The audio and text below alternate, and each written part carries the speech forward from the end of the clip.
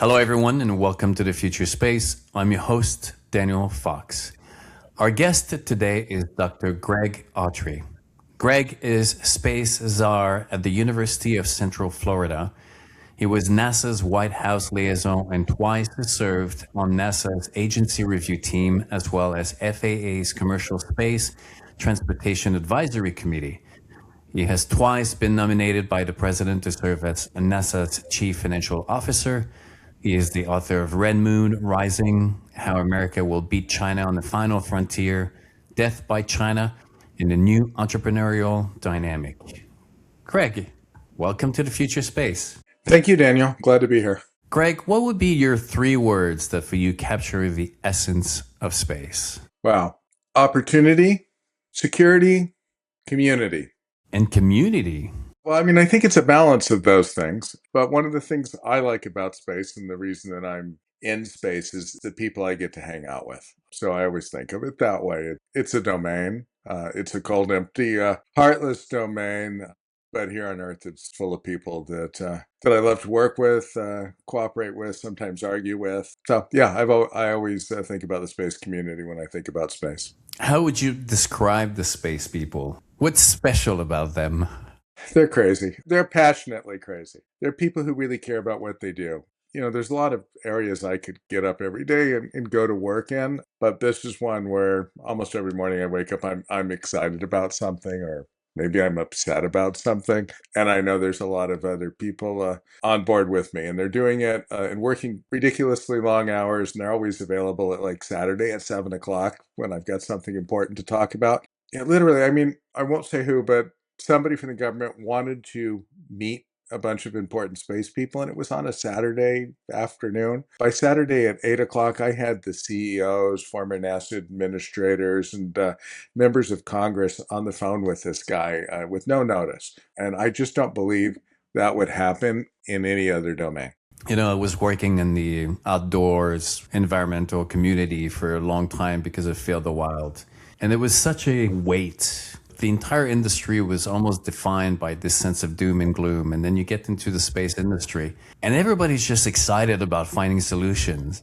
There was such an uplifting spirit that I thought was so refreshing. Yeah, I think that's true. The future is brighter because what we have now in space is so teeny compared to where we know we're going. So it's always an opportunity for expansion. And if you care about these other things, whether that's business, development or the environment, if you're into the space world, you're looking at all those things actually getting better, right? And it's not a zero-sum game, which I think is so important. Absolutely. Greg, when we think about space, we think science and we think technology. But if I ask you, what is the human story of space? What would be your answer? Well, I think it's part of the general human nature to explore. Whenever our ancestors came down from the trees, and even before that, when they crawled out of a pond somewhere or out of the sea, and then eventually, we're determined to leave Africa and populate just about every square inch of land on the planet more successfully, really, than any of our competing species. I think it's in our nature, or it's in the nature of a percentage of our population. Maybe it's a recessive gene, I don't know, but a certain percentage of the population gets stuck with that, and they cannot imagine sitting in one place and just being there and not finding out what's beyond. And so we're at that moment in time where the only place to look really is up, and so there's this group of us doing that because we just can't imagine it. The frontiers are closed. Do you think that the human species has a place in space? This is one of those cases where I may be a victim of my own enthusiasm, and we all may be, and I try to be self-aware about that.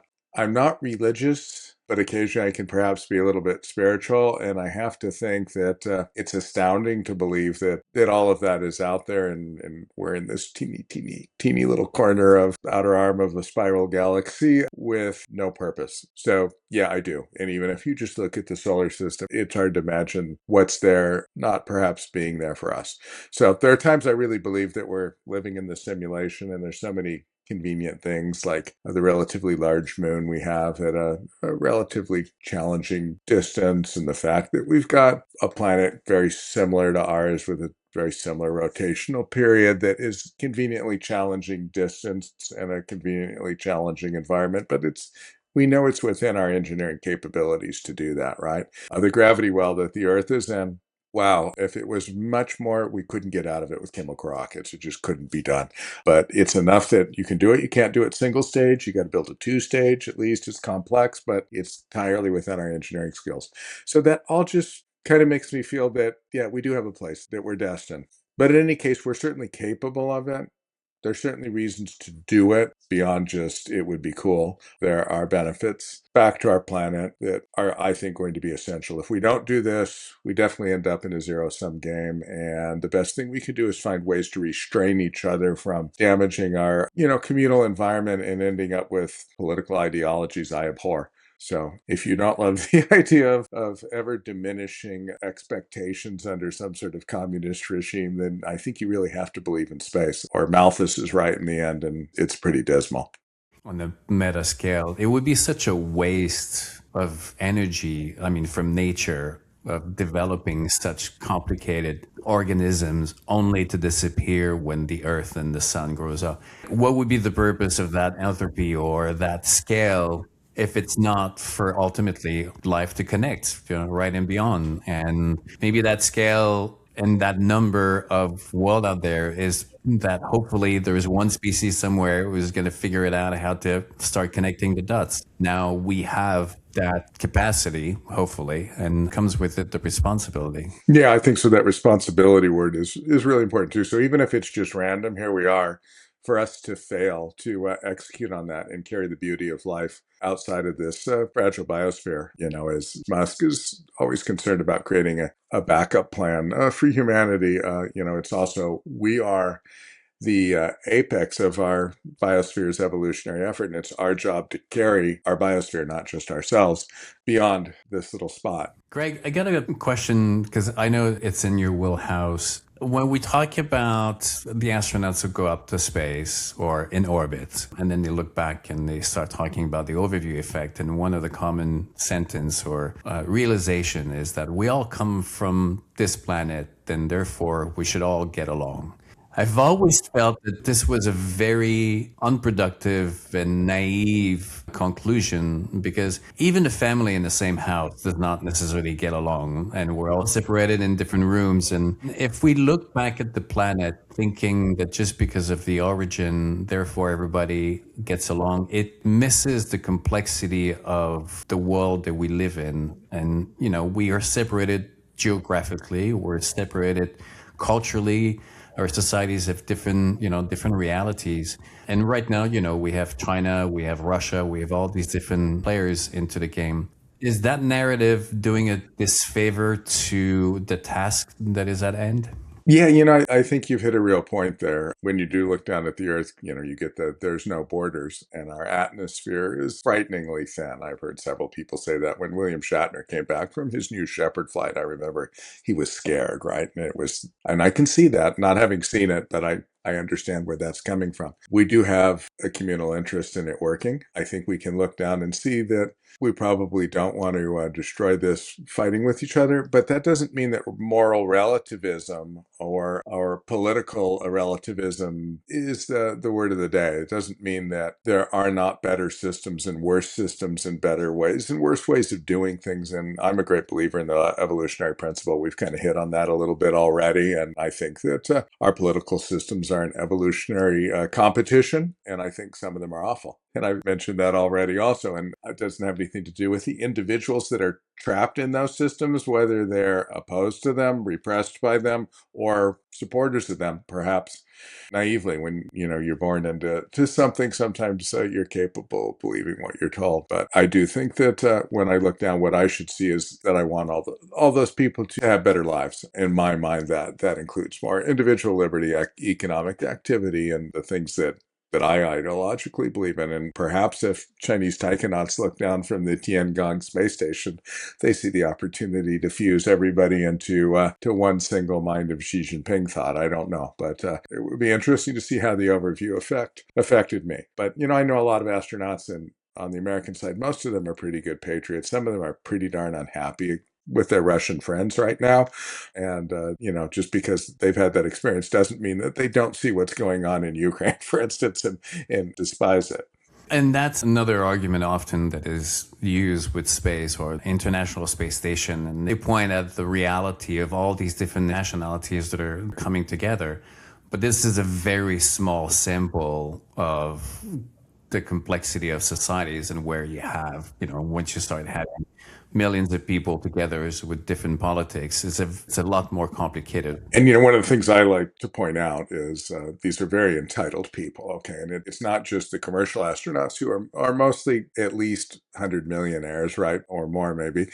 Even the governmental astronauts are completely pampered. You have thousands of people making sure that you are safe, comfortable, and taken care of. And you're up there to just, to some extent, enjoy that experience. You might have to run some science experiments and do some tasks, but you are not worried about your income or, your career and many of the things that the average person down on the globe is scrambling and concerned with. So your perspective can afford to be very philosophical.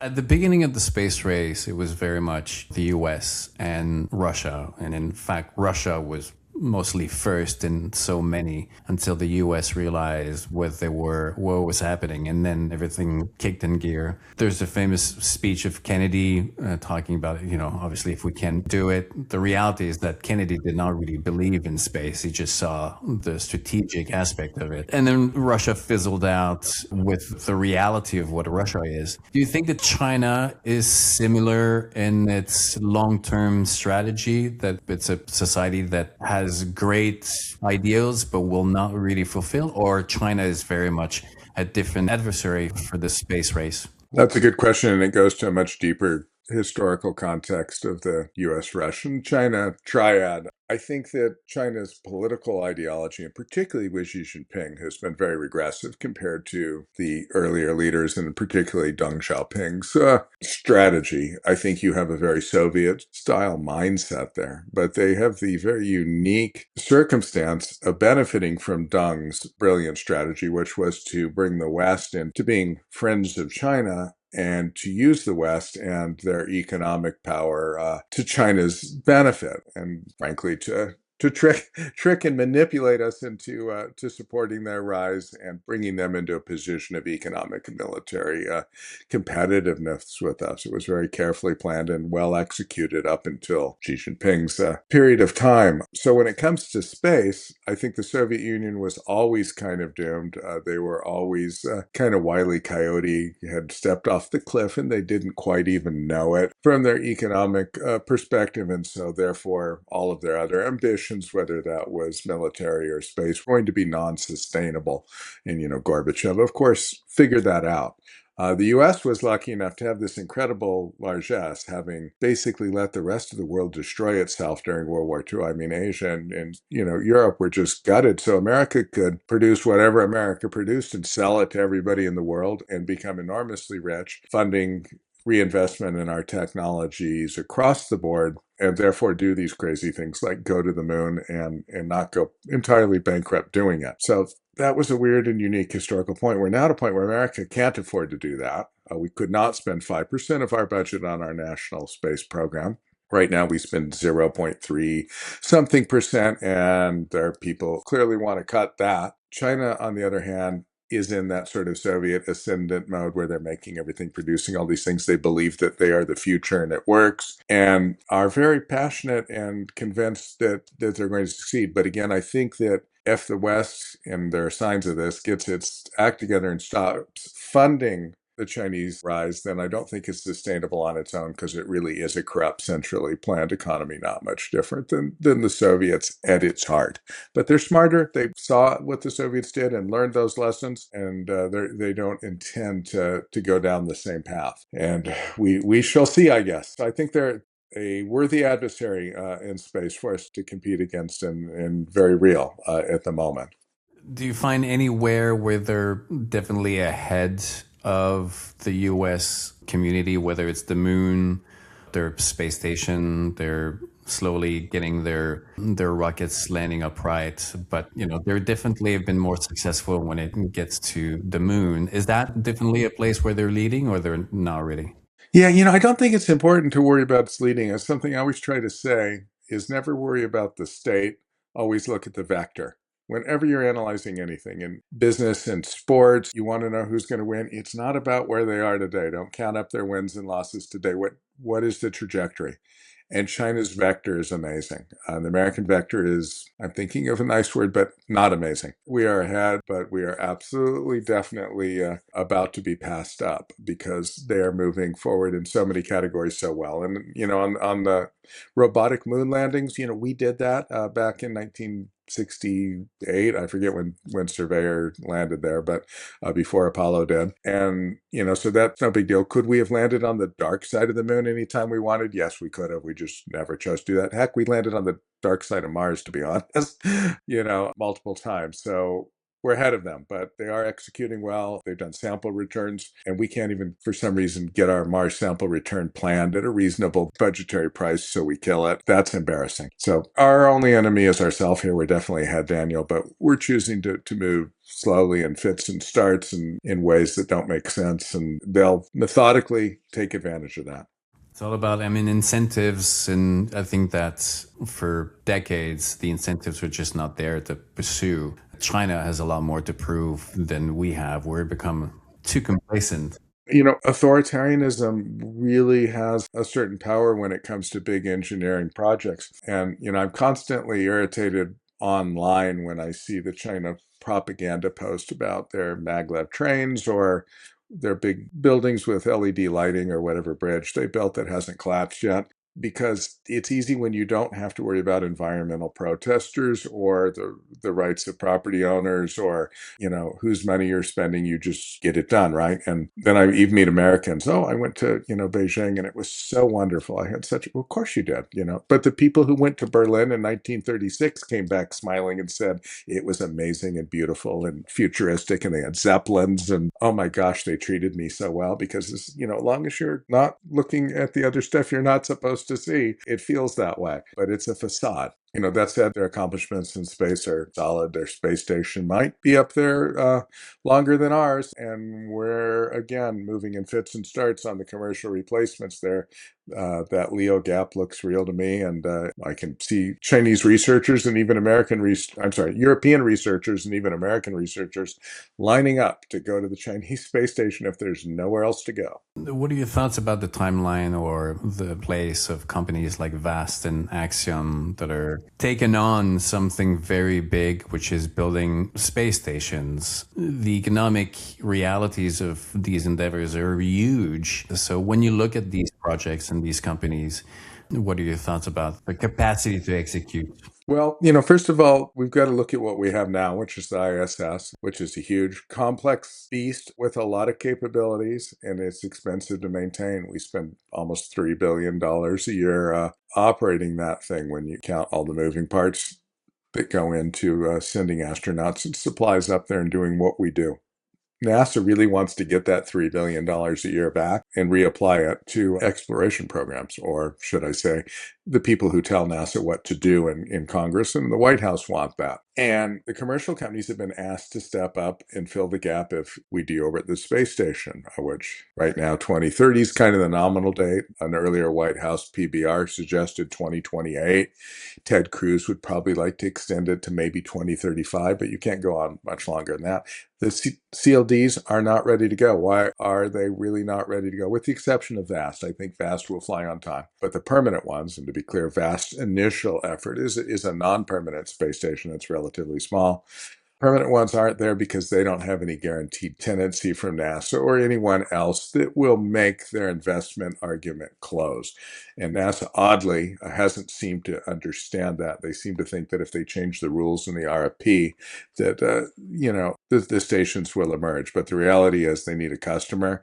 And the customers for the stations that are emerging for, say, space tourism, or maybe we're going to have MMA fighting in zero gravity or erotic movies or something. That's the initial use cases for a commercial space station with people on it, are not so much there. The research side isn't going to fund itself. There's a lot of promising microgravity research that could happen, but NASA's been subsidizing that. I had the honor of analyzing the business cases for NASA's in-space production application and looking at materials, biomedical, semiconductors, pharmaceutical, experiments for manufacturing on station. A lot of them look great, but they have to be subsidized to make them happen right now. So if we pulled the subsidies and plan to use the money for something else and expect the private sector to step up, I'm very concerned. And at most, you're going to get some very small stations that are trying to entertain these rich human beings who want to misbehave in space or whatever it is they want to do, while also trying to do some important biomedical manufacturing experiments over here on the side. It's a messy situation, and none of them are going to be anywhere near the size of the International Space Station or even probably the Chinese station. So that's a super challenge. I think there's some great companies and some great ideas. But if I'd been CFO at NASA, the one thing I would have really asked Jared Isaacman to let me do would be to go out and build an international coalition of countries that care about this important science research that can be done in microgravity, and put together $1 billion or $1.5 billion a year of guaranteed tenancy for 5 years. And then I think that you would have had no problem with companies like Axiom or Voyager Space and Orbital Reef getting the money into their programs, because that market would exist. And I think we could do that. I think if you go to countries like, say, the United Arab Emirates, the Saudis, the Israelis, the Japanese, and the Koreans, Taiwanese, and say, we each want you to put a few $100 million together, I think it would happen like that, because they'd look good. They're excited to participate in the future. They have a very forward-looking thing and attitude, and I think we could make that happen, put that money in a bucket and say it's open to all these commercial LEO companies, and that would close the ticket. But that's not what's happening. So bottom line, I'm really concerned. I think we're looking at a situation where there's going to be one station permanently up there, and it's the Chinese, and that worries me greatly. You said it's not happening. What are you hearing about the arguments against? I mean, we do have now Jared, who's very much outside of the usual politics background, but if not with him, then who or why is it not happening? Nobody takes the financial arguments, the commercial companies, seriously. They look at it as these are NASA's needs and what we want to happen, so we're going to issue RFPs, and it's going to happen. And perhaps the lobbying efforts of the companies that are involved are not as strong as the ones, for instance, supporting the ISS or the Artemis program. And I'm not speaking badly about those companies or those programs. I love them, but they're managing to get the budget that they need one way or another. When Ted Cruz put a $10 billion extra dollars into the big beautiful bill to fund NASA things, it funded those kind of existing programs. And that doesn't mean that he and his team don't also support a future that's commercial in space, but there just hasn't been anybody, I think, with the financial acumen at NASA focused on how to make this market actually occur. And we did it really well in a couple other cases with COTS. People like Phil McAllister understood what needed to happen, and they made it happen, and that was great. With Commercial Crew, I think it was pretty obvious, just copycat with commercial folks, but hats off to people like Lori Garver who fought for that. I honestly fought for that back in 2016 when the Trump team came in to keep two vendors in that mix, and it worked. But there was real significant amounts of money for guaranteed utilization of those vehicles, right? Falcon 9, Elon has publicly said SpaceX would have gone bust in 2018 if NASA hadn't stepped up with $1 billion+ contract for cargo resupply to the station. And when they did that, we got the Falcon 9, which now dominates the world's commercial rocket launches. We get in the United States basically every piece of launch business that we want. And that really worked. And I think the same thing could happen with commercial LEO destinations if we stood up and funded them properly. Would you do anything different, or would you apply some changes to the current Artemis program that now finally is about, hopefully, cross fingers, launch? Well, I wouldn't apply any changes between now and March when I hope that it launches. I'm going to be at London and SpaceCom Europe on the 5th and 6th, so I don't want it to launch until the 7th. Anybody's listening. But no, it's good to see we're going back to the moon. We're going back to the moon with 4 people in a very capable, albeit expensive and low cadence system that has been proven, had one perfect flight. The capsule's flown twice, and it's done an emergency abort test in 2019 as well. Everything's not 100% perfect, but hey, welcome to space. It never has been. I know there's some people out there whining about the heat shield or whatever. I'd get in the capsule, frankly. Please send me to the moon. So that's happening. I'm excited. The key thing, though, is we're not just going to try to beat China to the moon. We're going to try to beat China on the moon, is a phrase I like to use, which means in the long run, that we're going to have a sustainable and permanent presence, which was part of SPD-1 during the first Trump administration, which I am happy to have, leaned in on a small amount to make that happen. And frankly, Scott Pace probably deserves most of the credit for that one, but that's there, right? And the current administration has restated the importance of permanent and sustainable. So what we're going to do in the long run is so much more than what China's trying to accomplish of just landing a couple of their taikonauts on the moon and saying they did it. And hats off to them if they do, but we're talking about landers that can carry tons and tons of material to the surface and are reusable and can keep doing that. And so when and if we get to that phase, it's pretty darn exciting. It's a messy architecture. I think Jim Bridenstine has pointed that out. It's kind of a Rube Goldberg thing in a lot of ways, but it's got so many amazingly cool parts. And I'm so happy that we're going to see those parts, those vendors, and the advocates for them all compete in a lunar environment that will have multiple ways to get to and from the lunar surface and hopefully to and from lunar orbit and back to the Earth, because that's what you need to have a sustainable presence. You can't have only one transportation system and be sustainable, because we've seen what happened when the shuttle had a surprise on liftoff, 3 years of no shuttle flights while we held hearings and recriminated and re-engineered a complex system. And then, oh my gosh, surprise, we had a re-entry problem, 3 years again, no flights. That can't happen when you've got a normal human being sitting on the surface of the moon. If all we're flying is test pilots, we can lose them, and we understand that. It's unfortunate, but it's part of the game. But once we start sending up regular engineers and, I don't know, mining operators and manufacturing people and educators like myself, I hope, then that we've got to have redundancy. So, and we're headed that way. It's a little bit messy, but overall, I don't know that I would have changed anything. I wish that there had been more of a sense of urgency and alacrity going all the way back to 2016. I sat in a room in Washington, D.C. In fact, we were in a conference room at George Washington University with a handful of other people on the 2016 agency review team, and we argued about a lot of things.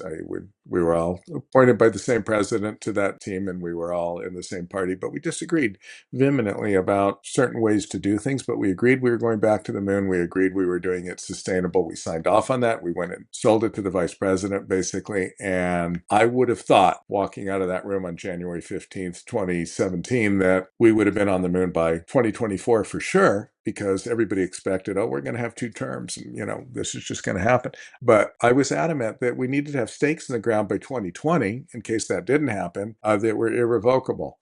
We didn't have those stakes in the ground when the Biden team came in. Thankfully, people like Pam Melroy had the vision and insight to continue that program and understood that it was a worthy goal for the hardware that was already in place. Basically, we didn't choose the hardware. It was already there. It's like, what are we going to do with it? So I'm excited that we're doing this. I'm frustrated it has taken so long, and there wasn't more of a sense of urgency over the last years, because this should have been a done deal, and everybody should have been kicked along better, and there should have been people at NASA and the White House more engaged in pushing the vendors involved in this and getting it done quicker, and in some cases perhaps simplifying some of the proposals they had so that it would happen faster. What are your thoughts on the few of the recent landings on the moon that have failed? For something that, during the Apollo, they were able to do successfully several times. Is it because there's still a lack of communication between NASA and the private, or the private is trying to reinvent the wheel? Or why is it that we failed on something that was already successful in doing?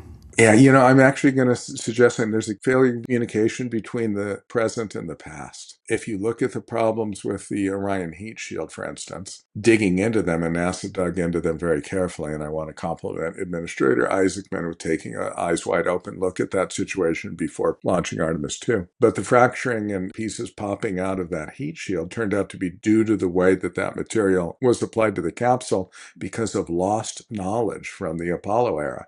When they looked into it, they went back and carefully looked at all of the Apollo use of that same AV coat material and discovered, oh my gosh, you needed to do it this way. Involved, I believe, creating some voids where the material could expand into and such. And they had lost that information, right? When we look at the failures to land on the moon, we did this again back in the 1960s, and 6 Apollo capsules landed, and now we're having trouble landing relatively small landers autonomously on the moon.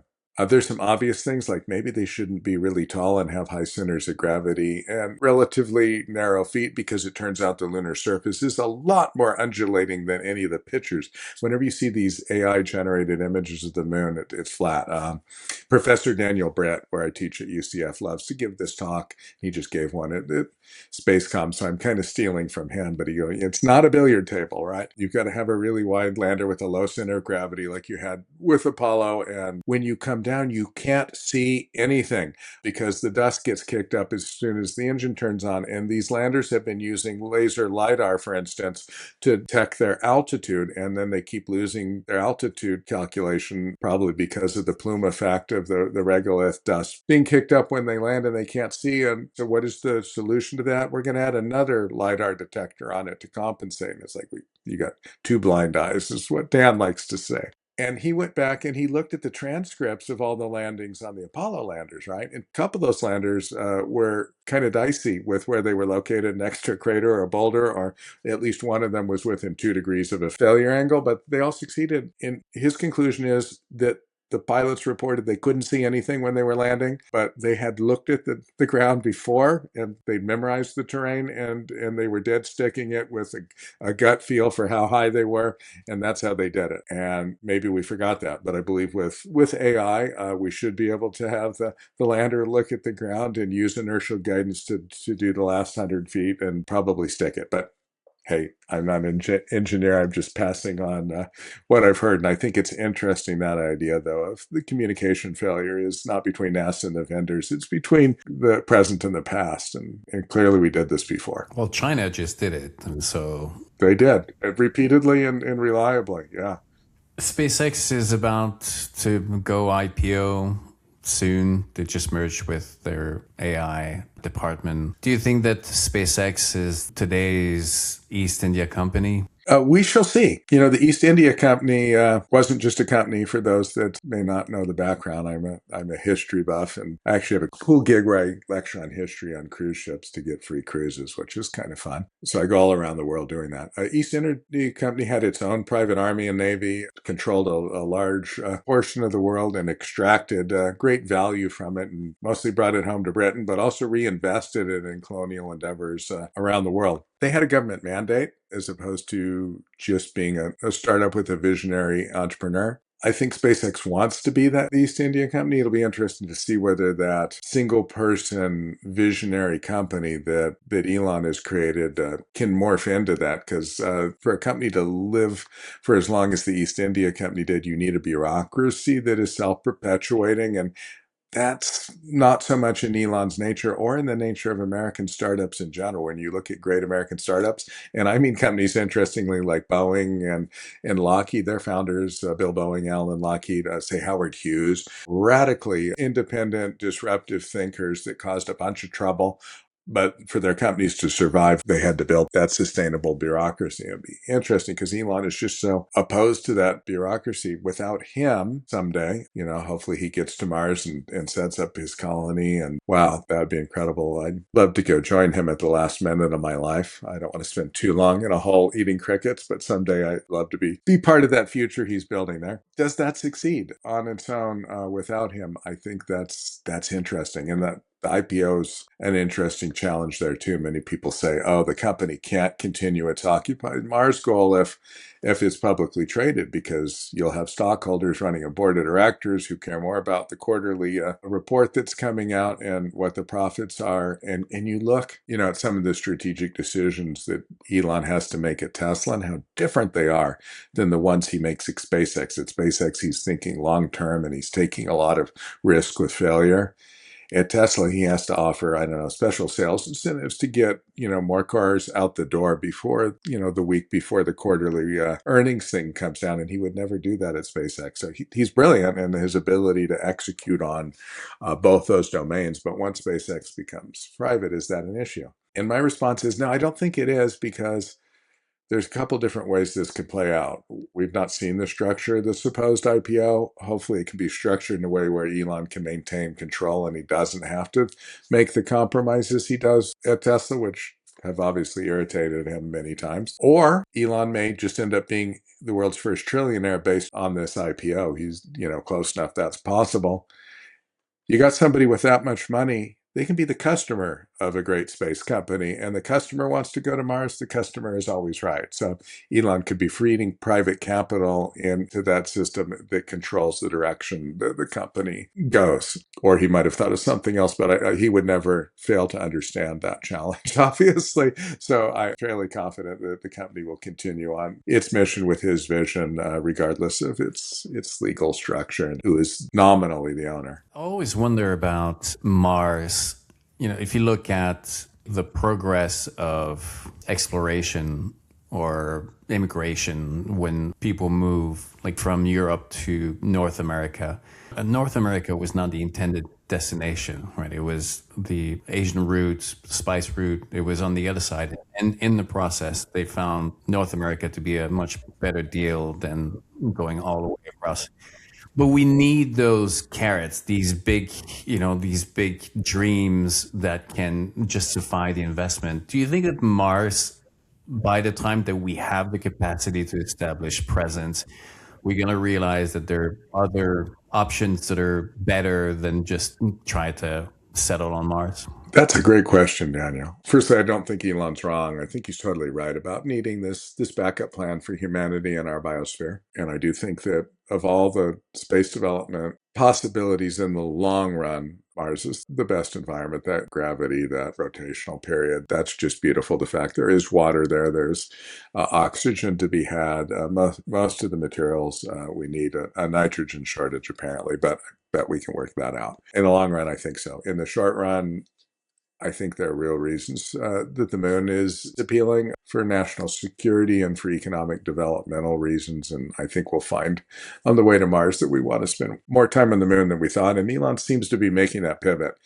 It's interesting whether that's because he's had an epiphany or because that's, where the United States government is headed. And that's a step that he needs to execute on in order to get the funding to go to Mars. But regardless, there it is. It's important to realize that, Columbus sailed in 1492 and Jamestown, the first really viable North American colony, was 100 something years later. It wasn't immediate.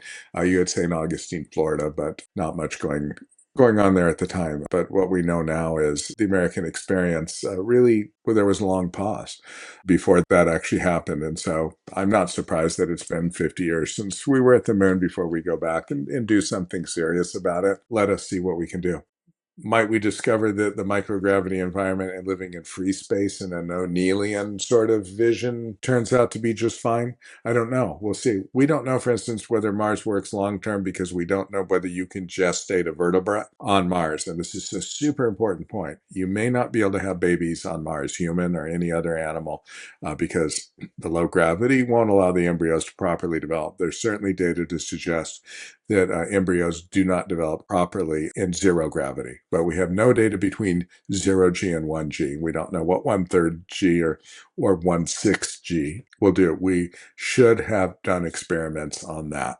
Why that hasn't happened, why we didn't have more gravity simulation with rotational systems in Leo baffles me and a lot of other people. It's something I would have spent money on if I was the space czar of the United States. But we need to figure that out, because the whole Mars thing depends on that. And if that doesn't work, then you've got some pretty complex mechanical solutions to keep, pregnant women rotating in a system for 9 months, or regenetically engineer the human race to do that differently. Big challenges. It's going to be interesting to see what Christopher Mason and Kate Rubin just launched with the University of Pittsburgh, called the Trivedi Institute or something like that. But it's precisely to look into biology, biomedicine, and space, and all these answers that we need to find. Greg, when earlier I compared SpaceX to East India, is because their reach, including Starlink, they have such a headway of technology and also their footprint into the space domain that it's going to be really hard for anyone to kind of catch up and create fair competition. Well, just a few years ago, I remember people saying that about Boeing, Lockheed, and Northrop Grumman, that nobody could catch up to them, right? Here we are.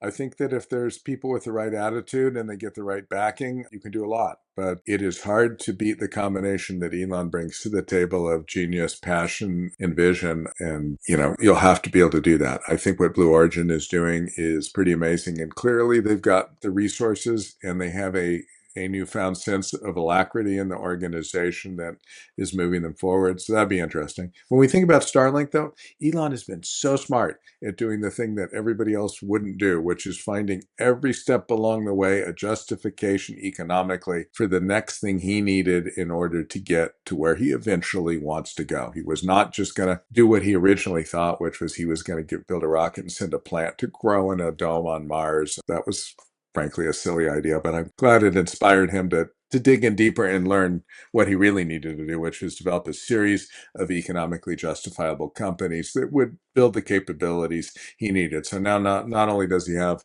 the best, cheapest, and most reliable launch systems on the planet, he now has the highest capacity spacecraft factories in the world, and he's commoditizing the electronics and the buses and the solar panels and everything that's needed to do his next thing, which is the data centers in space.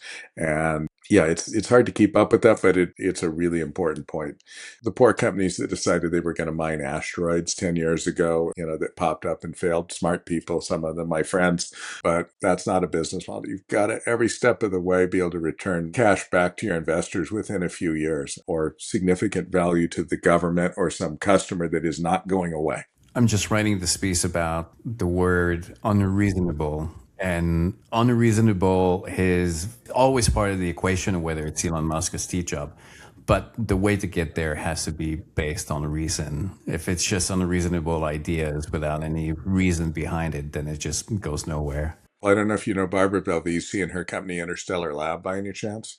They make the biopods, a self-contained environment that they're selling now to grow plants terrestrially. I met Barbara in 2014, and she'd come to LA. I was at the Greif Center at USC, and somebody told her she needed to meet with me because I was the space entrepreneur expert, and she wanted to be involved in terraforming Mars. She'd seen Elon talk about that, and it was like she'd had a great exit on a robotics company in Europe, and she was going to terraform Mars. I'm like, no, you're not. Let's talk about steps along the way, and I will take some credit to help guiding her to what I think was a brilliant plan that she's executed on, which is need to understand how to self-contained environments before we change the environment of a whole planet. Okay, how can we make money doing that? Well, we can do a few things in space, but what we really need is to take that technology back to Earth, find Earthbound companies to help fund the development of our thing that will hopefully someday soon be on the moon. Greg, what would be your 3 words of wisdom? 3 words of wisdom. Self-awareness. I don't think there's any wisdom without self-awareness. Risk tolerance. You won't learn if you don't experience failure, and I think we learn twice as fast from failure as we do failure.